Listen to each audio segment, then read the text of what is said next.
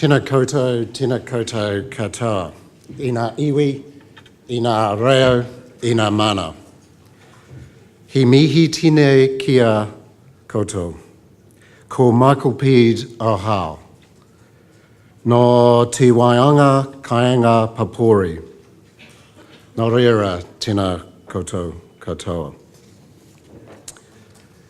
Kia ora everyone, and thank you Patrick. This is a great opportunity to talk about the social housing unit. I'll be reasonably casual. I do have some slides, but I will sort of range around a few of these topics and hopefully it helps answer some questions along the way. The social housing unit was set up principally to grow the supply of social and affordable housing by non-government providers. And we use the term non-government providers to include Maori trusts, iwi, other trusts, to help grow the supply of social and affordable housing in a significant way. So in the main, we're talking about helping to create housing providers, both Maori housing providers and non-Maori housing providers, to grow in the order of 500 to 1,000 houses in time. We're talking of a long journey, but in time we'd like to see providers around New Zealand that are able to supply housing to whānau and others that are able to either rent or eventually move from renting to home ownership. Our role in the first instance from the social housing unit has been to distribute at the Social Housing Fund. A fund that I'll talk about in a little bit more detail as I progress through, but a reasonably significant fund to help in effect put money into trusts and other providers in a way to help grow with your money, if you like, and almost leverage such that we get double the bang for every dollar that either yourselves put in or the Crown puts in to a house. So we can, for every dollar, almost looking to have $2 available. So we're ultimately hoping to be able to, the Crown, the government is looking to work in with housing providers in a way that is partnering and helping to achieve more homes for people in need, in highest need. The unit's role I often symbolise as most about helping to facilitate and broker. I almost like to think of our team as a unit of people that are here to help provide the bridge between housing providers and some of the bureaucracy of government. Unfortunately, some people may think we have a little bit of the bureaucracy as well. That's true. Our pay and rations do come from the government as well. And so we have some element of that. But in the main, our task is to help facilitate and broker in a way to help connect and grow those providers in a way that's serious and significant. We are at the moment a semi-autonomous unit, which essentially means the unit connects into the Ministry of Business, Innovation and Employment in terms of our pay and rations, if you like, but the unit also has a direct line to the Minister of Housing. So I have an ability to talk directly to the Minister of Housing. I don't actually have to go through the Chief Executive of the Ministry of Business, Innovation and Employment. It just helps in terms of the guideline and the focus unit as an operational unit. We are a small team and I hope you appreciate that here today I'm speaking on behalf of a team of 9 people, a team that are very diligent and very passionate and share in the same passion that I know many of you have been working on and striving for many, many more years than we have. But we hope to replicate that passion and commitment. I would like to just take this opportunity to formally thank Patrick Gemmell, your MC for the day. Patrick was on secondment and I should sincerely thank the Environmental Protection Authority for allowing Patrick to be seconded to the social housing unit. He helped form the Maori provider relation role within our unit. And I think it helped move us significantly from where we started in the unit for Maori. Patrick has ably and diligently helped in ensuring we have better engagement with yourselves and that was a fantastic start. He's ably been picked up, and we're really proud of the fact we've managed to recruit Audrey Trotman to fill Patrick's shoes. She's so far proving to be equally strong, and I think will be equally able in terms of ensuring she's out and about and helping to engage and bring your views back into the social housing unit. I just let Audrey perhaps just briefly mihi.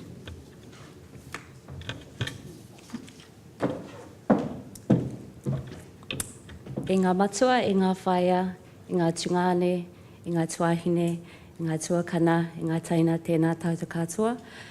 Tēnā koutou kua tae mai ki te whakawhitiwhiti kōrero e pāna ki tēnei kaupapa tino whakahirahira, ko te kaupapa ha ngai whare whānau. Ka tua ki konei hei mokopuna o Poraurangi, rongo whakaata tūwhare toa hoki, i rongo ai i tō o koutou whakaaro ko ai tērā kiri mā e mihi ana, ai, he whakapapa pāheha tāku ki te taha o taku pāpa.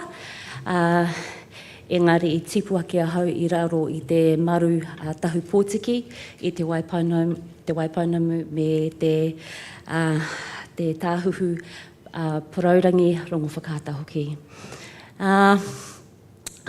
Ko Audrey Trotman tōku ingoa, ko hau te kanohi Māori hau i roto i te ropu hu. Nō reira, tēnā koutou, tēnā tātou katoa. Kia ora, Audrey.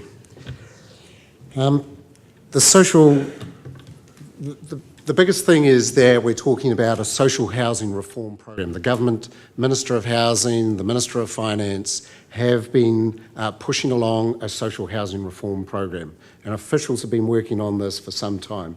It's gradually beginning to unfold.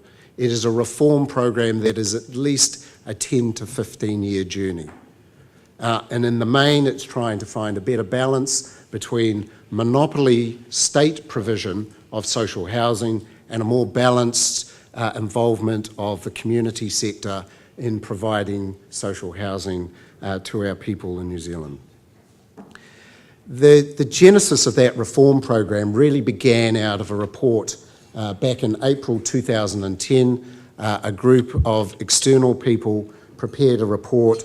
They were referred to as the Housing Shareholders Advisory Group, or HISAG, as I've abbreviated in this slide. And they wrote a report that the Minister of Housing is very strongly using as the vision for the social housing reform, along with the Productivity Commission report that I'm sure many of you are aware of as well. He uses those as the vision and the direction of where he would like to be seeing our reform program going. Part of that program was the announcement in Budget 2011 was the beginning of the Social Housing Fund. Was really the government starting to recognise that it had to put more money into non-government sector or third sector or community housing providers, as all the terms that are often colloquially pulled together. And in that Budget 2011, $37.35 million was made available, separated into 4 sub-funds, but that money was made available. And if you like, that was the first task of the Social Housing Unit when it was established in July 2011. The establishment of the Social Housing Unit came out of that HISAG report, the idea for it, and then myself and some other colleagues walked in the door August 2011, and we began to work on how were we going to distribute $37.35 million. One would think it was easy to spend that sort of money, but unfortunately there is a lot of process that needs to go to that, and it's not that simple. In some respects, I envy Pauline only having $500,000, although I know you can't achieve nearly as much, Pauline, but you do remarkably well with that $0.5 million. But the $37.35 million put a lot of pressure on us as a team, and we're quite pleased with how that's unfolded. As I say, the unit it was established in July 2011, but for some time we operated, if you like, in a bit of a temporary mode, and we didn't really gear up the unit We weren't able to take on full-time employees until nearly February, March of 2012. So I operated on a temporary basis for quite some time, if you like. And that's partly due to myself as a role. I was only employed on a temporary basis. It was only later in the piece that I was asked to take on the role permanently and applied and went through due process. In 2011, 2012, another budget announcement came along and the government announced quite significant in itself, not necessarily in terms of the magnitude of the dollar, but the fact it was a multi-year appropriation. So we had 3 years of money, certainty about having 3 years of money. So the 2011-12 money, the 37.35 million, was only 1 year. And we could not make any commitments beyond 1 year. All money that goes out of government has to go through Parliament, it's voted on in the House, and that expenditure can only occur within that financial year. And we can't make commitments beyond that financial year. The multi-year appropriation in budget 2012 for 104.1 million was significant both in its size and the fact that it was a multi-year appropriation, that we could make a commitment over 3 years.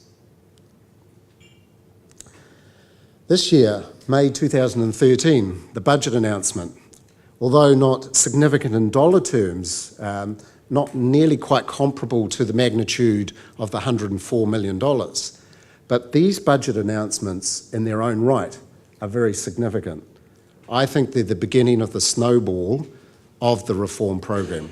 They're really significant in terms of helping to get some serious planks in place to help enable the growth of serious social and affordable housing providers.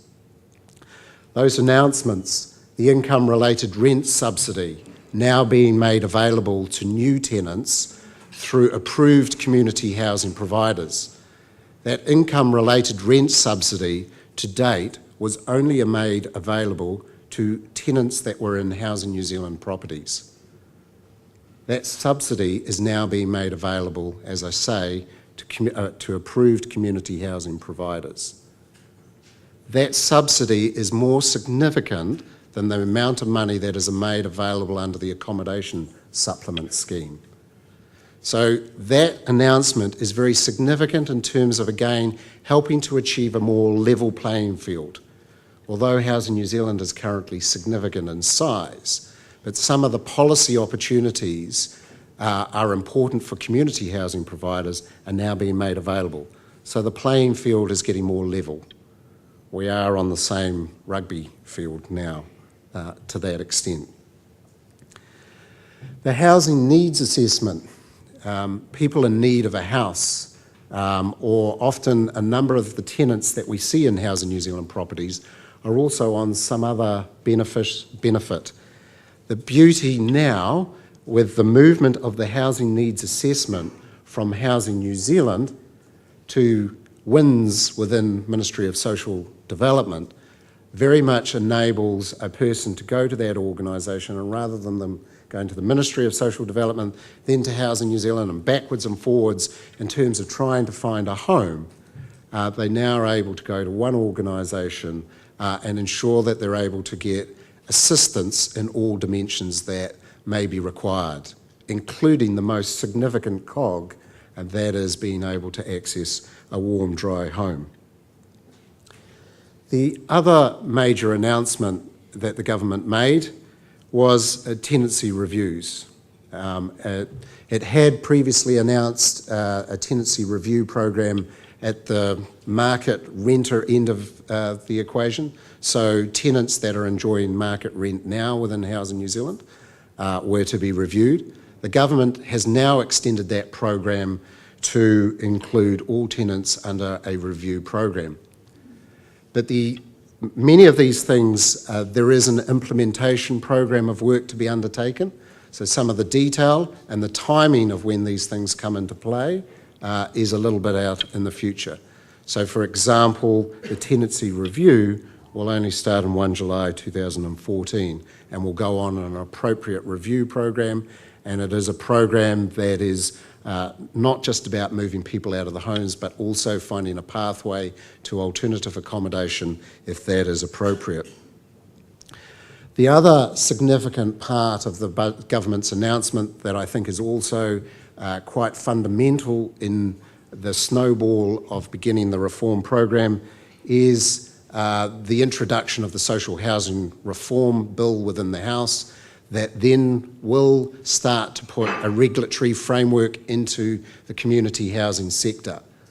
That regulatory framework is seen as really important. We've seen it in other jurisdictions around the world. That regulatory framework is really important in terms of, again, helping the development of community housing providers, because we find many financial institutions, and we've talked to a number of them, both internationally and here in New Zealand, banks, although Kiwi Bank is a very strong supporter of kāinga whenua, we need to get more private finance into the community housing sector. More finance into the community housing sector, banks look for security, and the regulatory framework will help put some security measures in place around a community housing provider that helps get confidence in banks, will help them then provide more money to the sector. So again, combination of the government's money, getting more private money into the equation, hopefully again we can encourage greater growth and providers to fundamentally provide more houses for more people. So I think those announcements are really quite significant and to some extent far more significant than even the 104.1 million social housing fund. I'll talk a little bit more about the social housing fund because I appreciate it is often a critical part of the equation, and it's getting some of those dollars into the right place. As I mentioned, Budget 2011 was a one-year appropriation for the financial year, Crown's financial year, and why we talk 2011-12. The Crown's financial year is 1 July 2011 in this case to 30 June 2012. It was a $37.35 million fund. The fund was separated into four, what we loosely referred to as sub-funds: a growth fund, a niche fund, Maori fund, rural fund. The growth fund was set up very much to with the philosophy of identifying providers that were pretty much on the first step or the first rung of the ladder towards being a growth provider. One of those providers that might be more of the 500 to 1,000 units somewhere out in the future. Equally, the government recognised that it was important that money was made available for the more specialised providers, or those that may not necessarily want to be of scale, or may rightly not necessarily be that 500 to 1,000 provider. We recognise that in all markets around New Zealand, it is important that we have some smaller providers to be able to ensure that we can meet the specialised needs of some of the people in need of housing. And that niche fund was geared towards that. The Maori fund, as you can see on the slide, and very similar to kāinga whenua, was very much a fund made available to Maori organisations to help in respect to overcoming some of the security issues attached to multiply owned Maori land. And so a fund was set up specifically for that. Also, it was recognised that rural funding was important. It's not all about urban, and it is important that we recognise some of our more rural communities and ensuring that there is provision of accommodation for those needy in those more rural areas, and so a fund was set up in respect to that.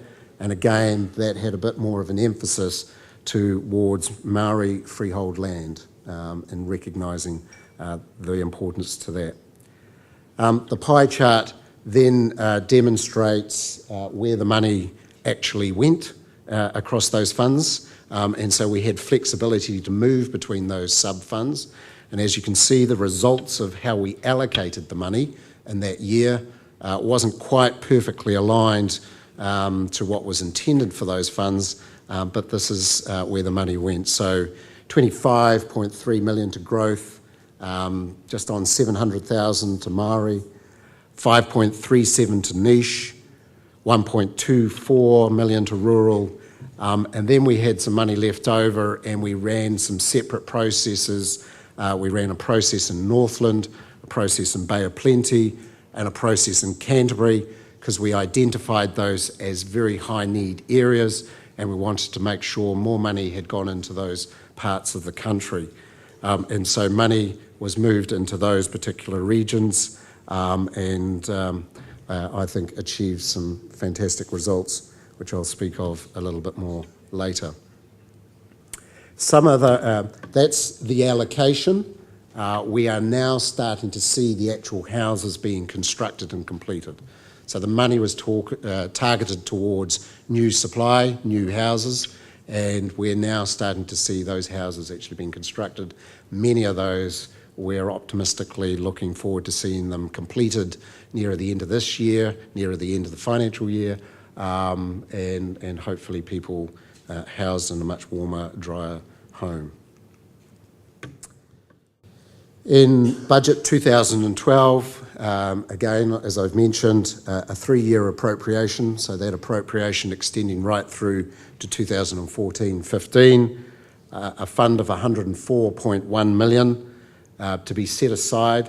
We developed quite a significant allocation plan. Essentially, where are we going to put that 104 million? We referred to as an allocation plan. That allocation plan is available on the Social Housing Unit website. On that, you will see that we set money aside, so much money to go in grants, a capital grant, so much money to go towards asset transfers, and a little bit of money, and in particular proposal development funding, something in the order of 2.3 million being set aside for smaller purposes but equally significant purposes. Part of the grant money that I've referred to is for Pūtea Maori. So 13.8 million of that grant money has been set aside specifically for Pūtea Maori. When I emphasise Pūtea Maori, I wish to emphasise that that is not the only funding that is available for Maori housing organisations. We look for and encourage Maori housing organisations to come through what we refer to as the general fund as well as the Pūtea. The Pūtea, so is then our target is to spend roughly about a third of that in each of the next 3 financial years. We're well on track for this financial year, 2012-13, of clearly spending 4.6 million, if not exceeding that. We do have some flexibility, or I do have to admit Treasury do look on us quite strongly to try and not spend it all at once, but we do have flexibility to exceed these targets a little bit, and at the moment we're just in the process of evaluating an application that we received in the May round that may well see us exceed that 4.6 million target for this financial year.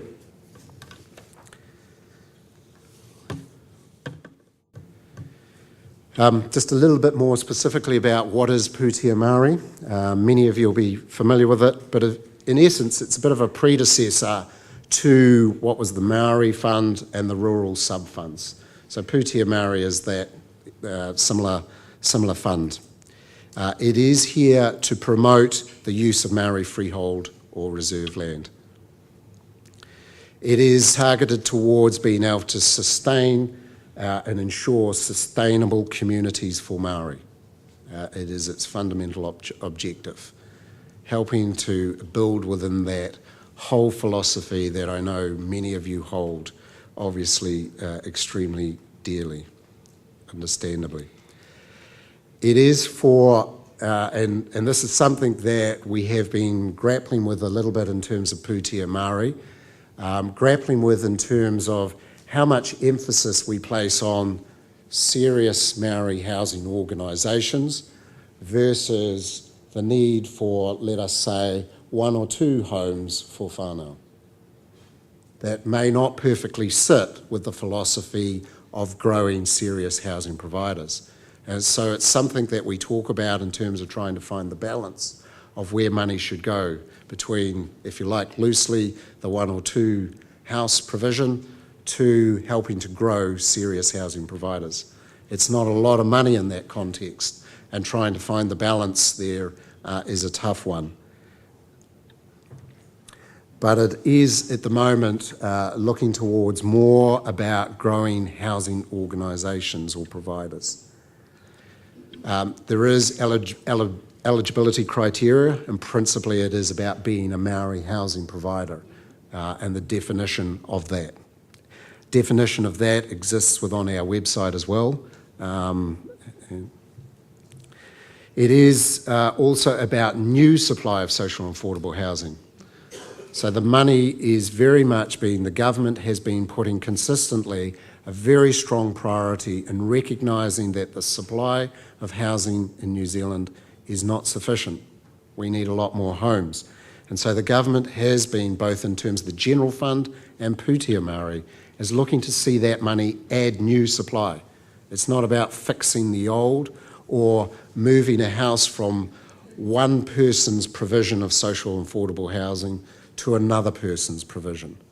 It is more about new supply. The fund is geared towards providing 75% of the capital cost of a project, or constructing or forming a home. 75% of it, and 25% of it then found by yourself, and part of that not only being cash, but also sweat equity, or some hard labour in terms of constructing those houses. We recognise the value of that in the equation. The Pūtea is made available in February, May, August and November. So we try and run some rounds at defined periods throughout the year, across those 3 years, with the idea of helping to give organisations that are planning to build some homes. This is a strong indication of when money could be easily made available in terms of your application and process.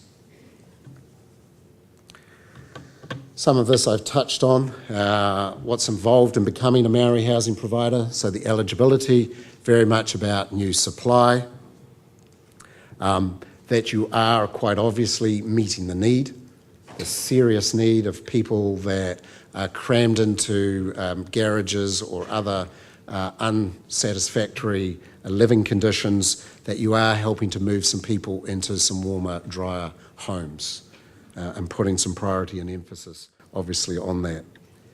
We talk about customer knowledge, and this is talking from a provider sort of business sort of type language, but very much that again, you know the people that you're housing and how you're helping those people. One of the benefits of moving from a monopoly state provider to a more community-based provider is obviously a much stronger involvement and interaction within the community, and a recognition of the value that a community can bring to help people into warmer, drier homes and ultimately help them to a more independent state in terms of employment, education, etc., and perhaps one day being able to readily obtain their own accommodation freely, like many of us may be able to. Organisations that have thought about the tenancy management. It's very easy when we talk about housing to get very wrapped up in the construction of the house, and obviously it's a significant part. But the longer period is actually from once the house is built till the end of its economic life, which could be 50, 60 years out. So if you think about it, it's from year 2 to 50, 60 that we've actually got to look after those homes and look after the people. We've got to maintain those homes so that we can be helping as many whānau and households through those homes. And so the important thing there that we're looking at is not only can you construct a house, but can you look after the house, can you look after those people and encourage those people right through the journey that they're embarking on by using the home as a significant cog in their welfare. It is about then also from the construction point of view, obviously again when you understand the needs of your people, that you're able to then ensure that you build a home that is most likely to service that group of people today and tomorrow. So if you're going to put another household through these homes in 5-10 years' time, it's important that we're thinking about the home in a way that we're able to both serve the needs of the people today and also the needs of the people 5, 10, 15 years out, so that we get the best use of the home for as many people, ultimately. Also, of course, sitting around that is very sound organisational practices, so very strong governance, good financial management, sound business type practices are really important to see within an organisation to again ensure that we're going to continue to provide this home for as many households for as long as that home is around. We then, as part of our assessment, we also do the financial sustainability assessment, and ideally we need to get more and more sophisticated about that in helping to ensure that we're not just putting money in and just leaving alone, but it's also about ensuring that you will be able to continue to maintain that house and look after the house. So the sustainability is really important. Then the project itself obviously gets evaluated. Is it appropriate design? Will it get compliance? Etc. Is really important in that part of the equation as well. Just looking to you, Patrick. How am I doing for time? Cool. Ka pai. Ka pai. What's been achieved? I'd like to talk a little bit more about some of the results, then I'll talk a wee bit about the Proposal Development Fund as well. This is where money's gone so far, and we're really pleased and proud of these providers. These providers have been doing lots of tireless work. They put in some very significant proposals. They did a lot of work in their proposals, and we were able to evaluate very comprehensive proposals. Some of these providers have not found it easy, and we're very proud and pleased to see the effort and the work that a number of these providers have done finally coming through our processes and have managed to achieve this grant money so far. So this is the total grant money, if you like, not separate. Well, it is separated between the 11-12 appropriation, and as you can see, the 12-13 appropriation currently is at 3.78 million. But as I mentioned, we're just in the process of evaluating the May applications, and those May applications, assuming they're all successful, we think will tip us over the 4.6 million we've got available in 2012-13. So in another couple of months, I would hope that we're able to tell you that number is a lot higher. But yeah, well done to those providers, and many of you are here today, I know. The Proposal Development Fund, I mentioned of the 104.1 million, a little bit of money is put aside for what we're referring to as a Proposal Development Fund. Not all of it is just for the Proposal Development Fund, some of it's for other purposes, but there is a little bit of money there. That money is to help in putting a proposal together.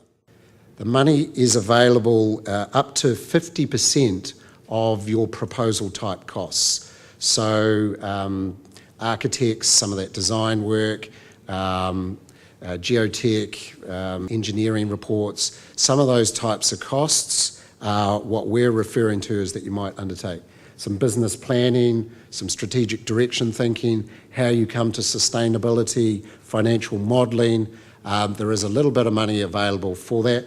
That we can make available 50% of those costs. It's available and then it doesn't, if you're unsuccessful in subsequently then seeking a grant money, that money is written off from the government's point of view, i.e. you don't have to repay that money. But if your project is successful and we make grant money available, that is, if you like, part payment towards the grant money that you will receive. It is a wee bit complex, I must admit, even trying to explain it. So I hope it made some sense, and I'm happy to take some questions perhaps probably around that area.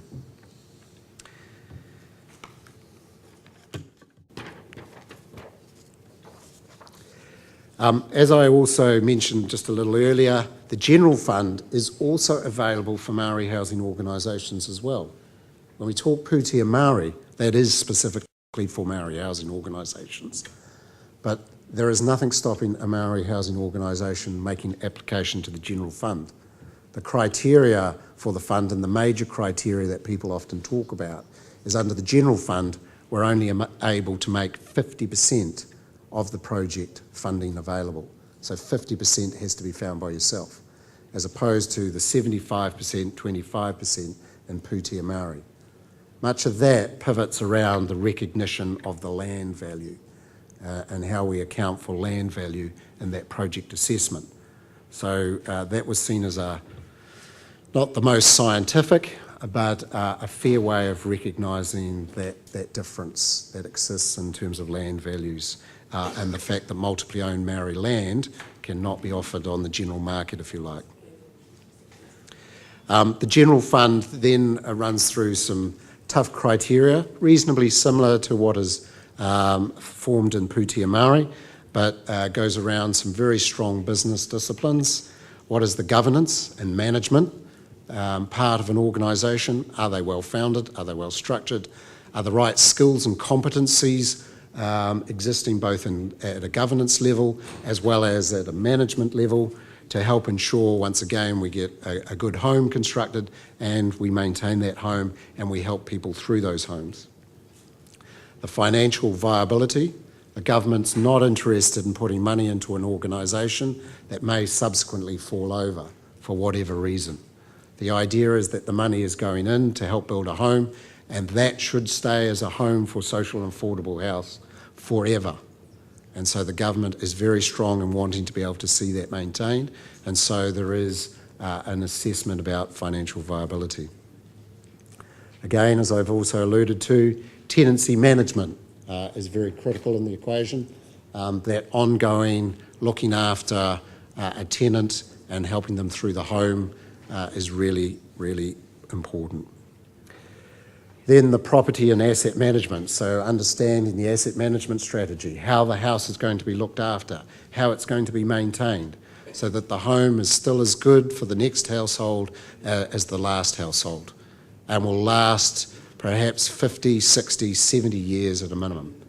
And also, when it expires or has reached the end of its useful life, there is money available to help replace that house, build a new home. Is again part of that sustainability and important in terms of seeing the asset management. The General Fund then makes $63 million available in grant. So the total grant money is $76.8 million, so $13.8 million for Pūtea Maori, then $63 million for the General Fund.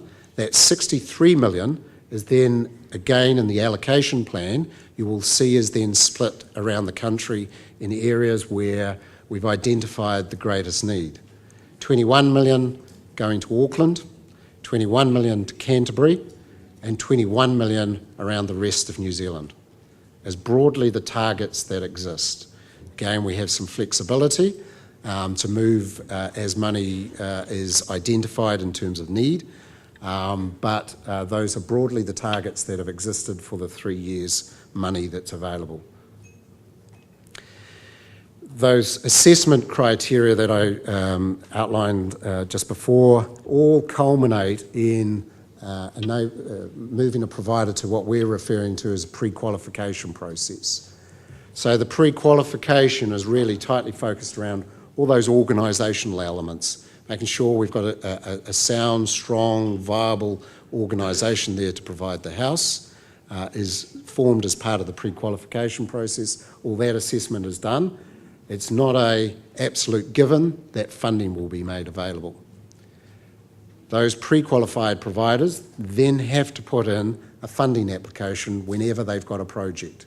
And again, we have two processes that we run throughout the year. but we also enable opportunistic proposals to come along. If a particular piece of land comes available, it's important for us to be able to respond to that. And so those providers may submit proposals for funding, but it's then most around the project, not about the organisational elements, if you like. We've done that as part of the pre-qualification process, and we do those assessments once a year. Then we have the funding rounds at a defined period twice throughout each year.